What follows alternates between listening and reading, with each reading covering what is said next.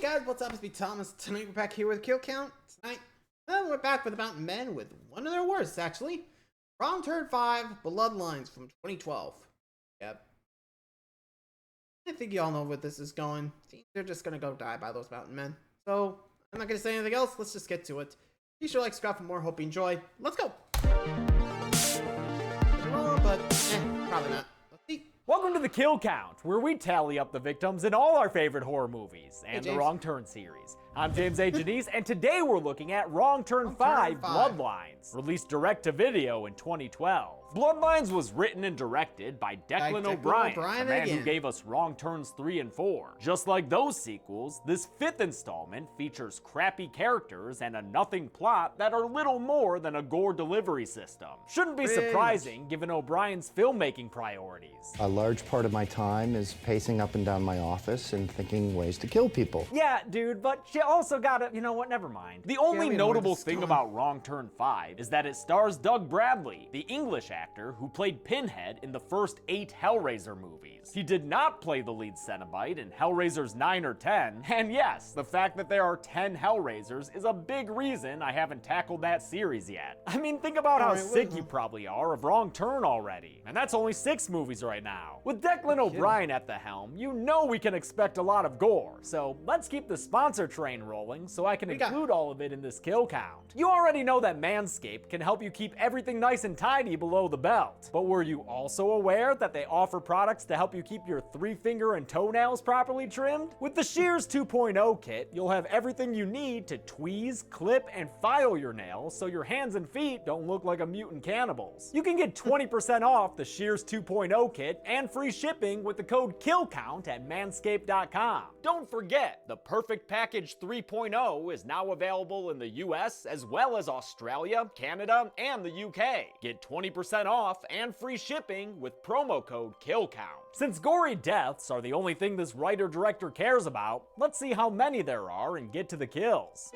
Probably not a lot, but let's just go in. The movie begins. Wow, would you look at that? In West Virginia. Oh, and we're at a camping site again? You know what that means in this series? An uncomfortably graphic sex scene. What is it about these movies that makes their sex scenes feel so Pornhubby? These intense fuckers Billy and Cruz and their blue ball and friends are here for the fictional Mountain Man Festival, which is taking place just outside this very obvious studio backlot looking set. Holy shit, I hate how fucking fake this place is. This Truman Show town is Fair Lake, West Virginia, and it sounds like they get a healthy business boom every year thanks to Mountain Man Fest. The festival has grown over the years to where it now rivals Coachella and Lollapalooza. Yeah, okay, lady. Unpleasant reporter Kayleen Weber finishes her broadcast and goes for a Kill Bill run in the woods where she encounters what she assumes to be costumed festival goers.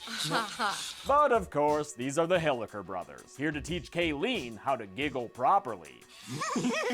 3-Finger cuts off Kayleen's finger and she runs away looking for help. She's found by a guy named Maynard Odets, played by Doug Bradley. But he's not here to be a savior, because right after the cannibals pass by, he takes out an axe and hacks Kayleen in the stomach with it. As she falls to the ground dying, he cuts off her hand as well, giving us what's probably this movie's best moment, a very bloody title card. The title card gag is silly in a way that I like, but I do find the follow-up joke a bit too obvious.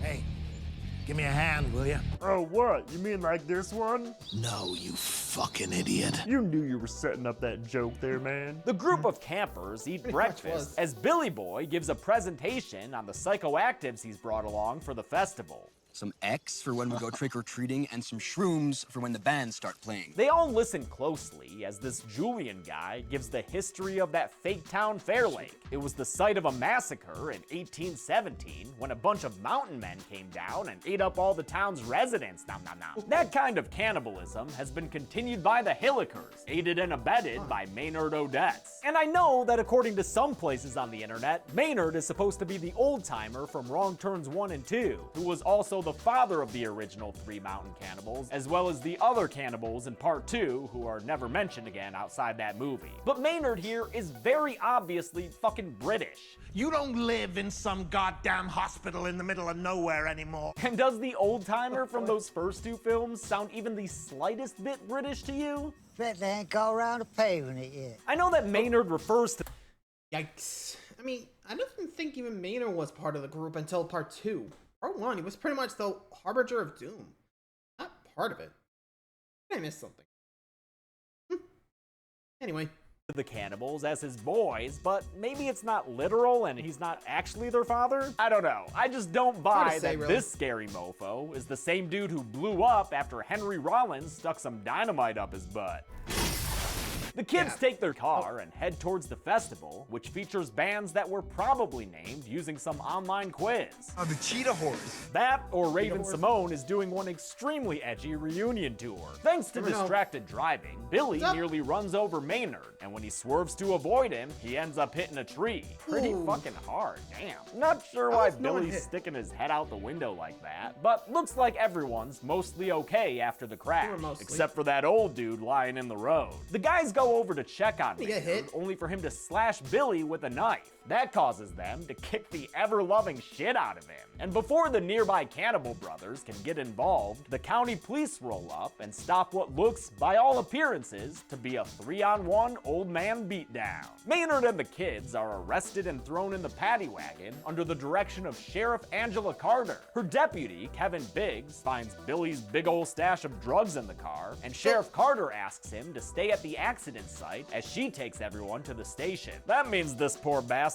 is by himself when the Hillicker bros come gallivanting out the forest to kill him. Three Finger shoots him with a couple of arrows, and then the brothers get all up in his face as they begin to dismember him. Oh, they knobbing on that ear like it's a little tasty rogie. They kill Deputy Biggs with a knife to the top of the head and an Action Essentials blood spray, then leave his body on the ground with an adventure-ending arrow in the knee. The kids are taken... Anyone else notice that was the thigh? So I guess no one thought, practical this time. I'm guessing with how bad part 4 went, I guess Declan O'Brien couldn't do practical. Well, that's what happened. Anyway. Into the fake-ass police station in the middle of Fayetteville, USA, where they're put in jail cells that are perfectly proportioned for pacing. With everyone worried about their academic futures, Billy decides to fall on the sword for his friends. The drugs are mine. My friends had nothing to do with it. Sheriff Carter agrees to let the rest of them go, so they thank Billy for his sacrifice and leave for another one of this movie's crappy locations, a local motel. Maynard tries to talk his way out of jail too, not happy to be sharing a cell with a local drunk guy named Mose. But Carter looks him up and sees that he's been wanted for 30 years. For murder! You have no idea what you've gotten yourself into, do you? A lot of paperwork, I suspect. I like these little interactions between actors Doug Bradley and Kamala Arfwedson. They're at least putting forth some effort, which is nice. The marshals will be here to pick you up in the morning.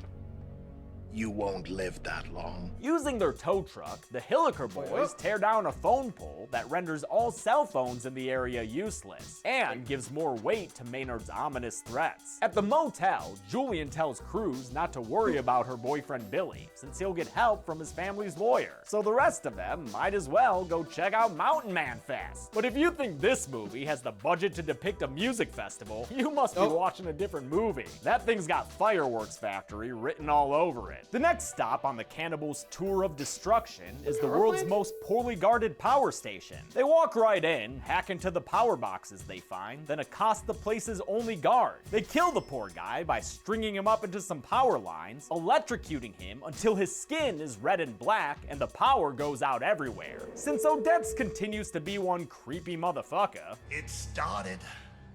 They're coming for me. And you're dead. Carter agrees to let the drunk local Mose go home. He opts to stick around instead, since her deputies are patrolling that festival this movie can't afford to show. Best they can do is show us outside the festival, because all that costs is 2 trucks and some extras, one of whom is here to get naked and say this movie's title. I think I took a wrong turn. And she's already said this movie's title. And so this schlubby deputy is too busy testing his police car's suspension when Sheriff Carter tries to get a hold of him. Cruz heads towards the police station to take some dinner to Billy, but while walking through the back lot, she runs into Three Finger wearing a stupid mask. I guess it goes good with his giggling. He chases her until he catches her rounding a corner and sticks a knife in her belly. As an electric guitar arrangement movement of Beethoven's Moonlight Sonata plays, Three Finger feeds Cruz her own intestines. Ooh. And with this, I'd say we've officially moved from fun graphic gore to mean graphic gore. Yeah, He mean. fills her belly up with her belly, and Cruz falls to the street dead. Actor Amy Lennox wore a belly pouch full of fake blood for this kill. And unlike some of the other gore in this movie, the intestines fed to her were thankfully not from real animals. Taste of strawberries. Julian's the next. Yeah, that's not gonna end well. Also, if you're having a mountain men like festival and you know there's mountain men in those woods, probably would have more security. And they're like bigger than Coachella and Lollapalooza. Yeah, you know this town was being lies. Anyway, Next one to leave the motel, so horny couple Gus and Lita can get a little more privacy. They have some surprisingly PG-13 sex, and then talk about cliche teenager problems, like how they're about to be going to different schools. It's an attempt at some characterization, just not, you know, a a good little one. late for that. You're proposing to me in some Fleabag motel in the middle of West Virginia? Gus, come on. And with the single unbroken long take, it feels more like an acting exercise than anything else. Lita leaves to take a shower, but very pointedly does not get naked. Good for actor Roxanne McKee, who must have filmed this movie in between the seasons of Game of Thrones she was in as Doria, Dany's handmaiden, who betrayed her to Zaro Zaro duck sauce in Karth. God, I miss that show's good seasons. Gus answers a knocking at the door to find Sawtooth staring him down, and then tying him down, because they kidnapping him. Don't make a fuss now, Gus. Or, you know, do, so Lita will know something's wrong. She gets dressed, arms herself, and hides when One Eye comes in to freshen himself up. After getting a mere jump scare on the cannibal, she's able to get away. Julian gets to the not police kill. station, but with Cruz nowhere the in animals. sight, he and Billy get worried about what might have happened to her. Maynard says his boys probably killed her, and although another knock at the door gets Billy hopeful to see her safe and sound, this visitor turns out to be Sheriff Carter's husband, Jason.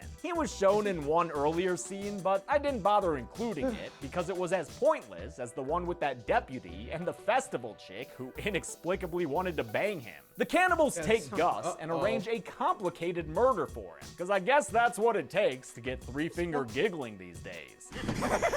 They hobble his ankles with sledgehammers in a torture scene scored by a movie trailer version of I've Been Working on the Railroad.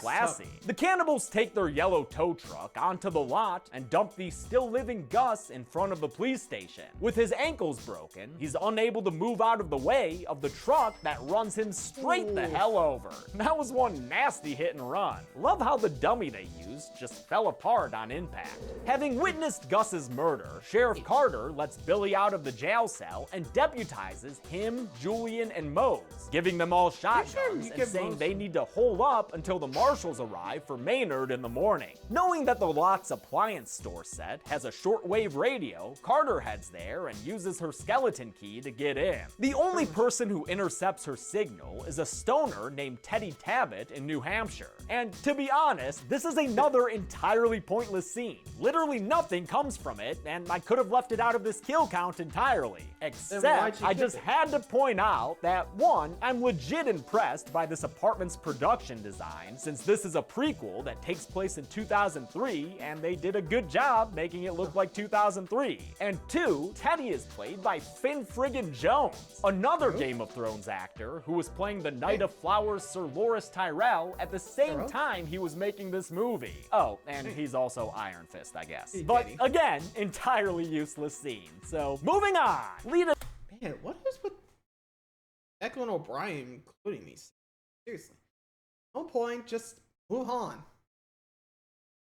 I get it, but still. Like, again, I think we can all agree, no one surviving the night.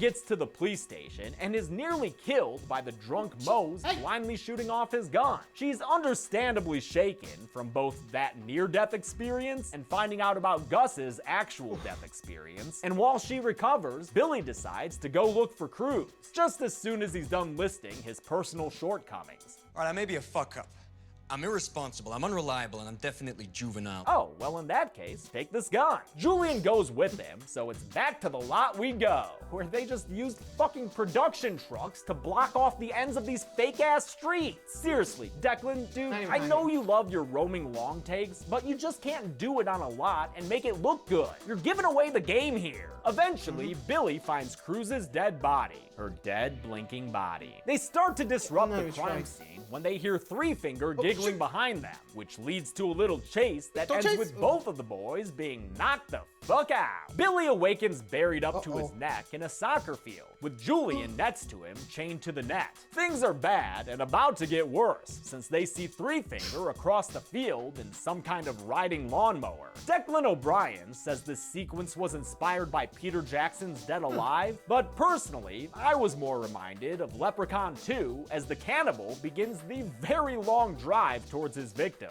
Julian's unable to dig Billy out of the ground, leaving him crying like a baby as he awaits his fate. I'm not judging him for being scared. His wailing literally sounds like a baby.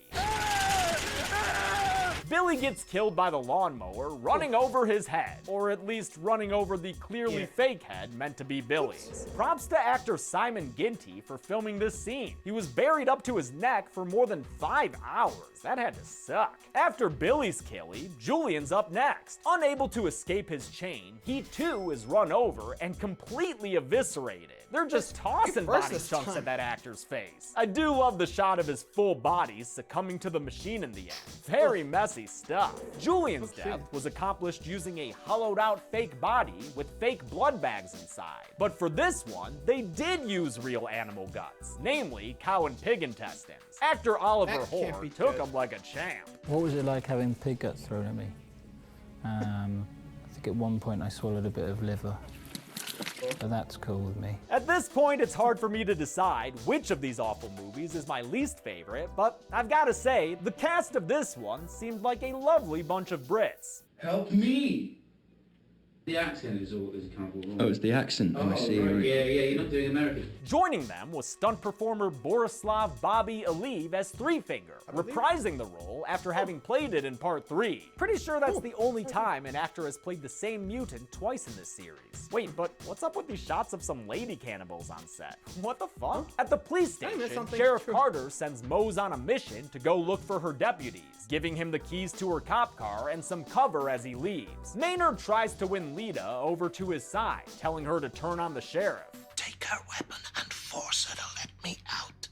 I can't. She's just a woman. Really? That's the argument you're gonna go with? Yeah. In this conversation? He quickly switches to more effective. Yeah, honestly, if I would say that's a bit like, okay, you got 5 seconds to call up your boys. Otherwise, I'm gonna shoot you in the head. Got that? You're fuck you then. Hey, if they're gonna kill my friends, I'm gonna kill him. Like, seriously. I don't care if he's arrested for murder. I ain't gonna let him psychopaths kill me. Dang.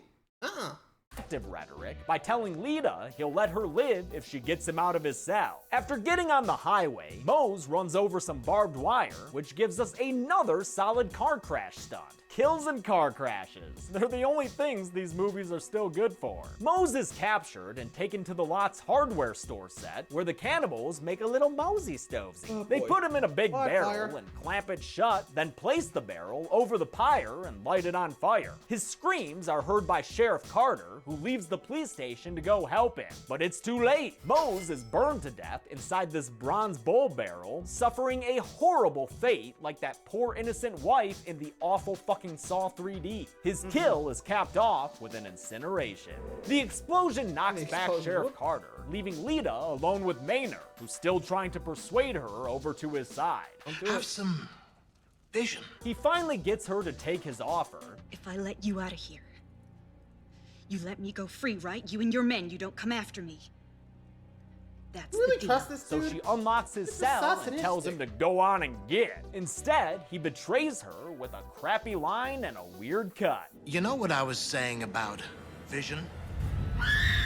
What the fuck? fuck was that, man? Lita stumbles out of the station, screaming for help, her eyes having been removed by Maynard with a letter opener. But Sheriff Carter shoots the scary guy down and resets everyone's positions. So great, back to square one, just when I thought the plot was progressing. Well, I guess Lita doesn't have any eyes now. That's kind of a fucked up progress. Carter steps outside and sees a car parked up the lot, with her husband Jason inside. She doesn't see the contraption rigged up to him though, so it's a bit of a tragedy when she opens the door and kills him inadvertently by slicing open his extremely fake stomach. Yeah, just stick your hands all up in his bowels. That's not helping. That'll help. You're helping, for sure. Three Finger pulls up in his monster tow truck and kicks the sheriff's gun out of her hand. He fights her stunt double for a while. God, they didn't even try here, huh? Until he finally knocks her out. Maynard taunts the eyeless Lita, saying that he and his boys are going to rape her before they kill her, and sick of hearing all this heinous shit, she blindly stumbles out of the station. The cannibals arrive and help Maynard tie Sheriff Carter up in a cell. They douse the place in gasoline, as Maynard tells Carter she has a choice: burn to death in a fire, or use her feet to pull the trigger on a shotgun pointed at her chin.